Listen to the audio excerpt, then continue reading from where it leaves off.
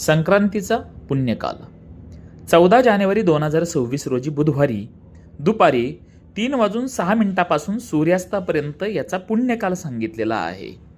या दिवसाचे कर्तव्य तिलमिश्रित उदकाने स्नान करावे, तिळाचे उटणे अंगास लावणे, तिल होम, तिलतर्पण, तिलभक्षण व तिलदान असा 6 प्रकारे तिळाचा उपयोग केला असता सर्व पापांचा नाश होतो.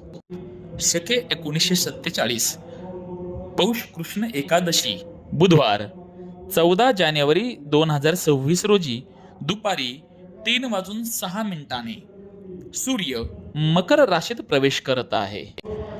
बालवकरणावर संक्रमण होत असल्याने उक्त असलेले वाहनादी प्रकार याप्रमाणे: वाहन वाघ असून उपवाहन घोडा आहे. पिवळे वस्त्र परिधान केलेले आहे. हातात गदा घेतलेली असून केशराचा